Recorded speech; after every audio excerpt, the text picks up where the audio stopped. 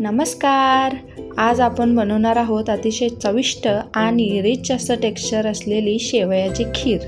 विशेष म्हणजे यासाठी आपण बाहेरून आणलेला खवा किंवा कोणतीही कस्टर्ड पावडर असं काहीही वापरणार नाही आहोत. ती घरात उपलब्ध असलेल्या मोजके साहित्य वापरून आपण ही आज रेसिपी बनवणार आहोत.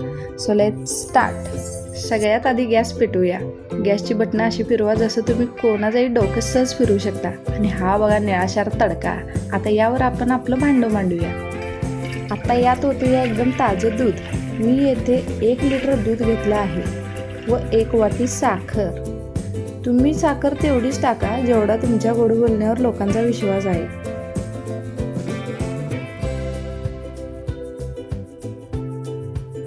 दुधाला उकळी येईपर्यंत आपण बदाम आणि पिस्त्याचं पोस्टमार्टम करून घेऊया.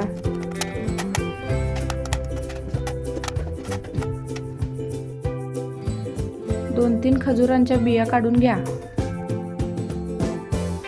आत्ता एका छोट्या कढईत शुद्ध साजूक तूप घ्या.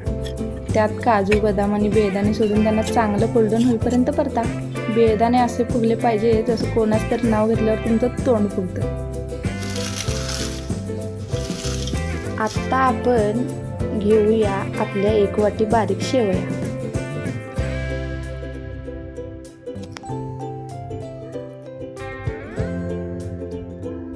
त्यांना तुपात परतून त्यांचा रंग असा छान ब्राऊन झाला की समजा आपलं काम फत्ते झालं. चला आता आपलं दूध पण रेडी झालं आहे.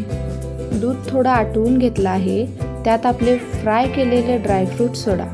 बघा कसा मस्त राजेशाही रूप आले आपल्या खिरीला. अरे ते खजूर पण घाला. आत्ता वेळ आली आहे आपल्या भाजलेल्या शेवयांना दुधात सोडायची. जशा या शेवया दुधात मिक्स होतील तसंच तुमच्या आयुष्यातलं टेन्शनही विरघळून जातील अशी आशा करूया.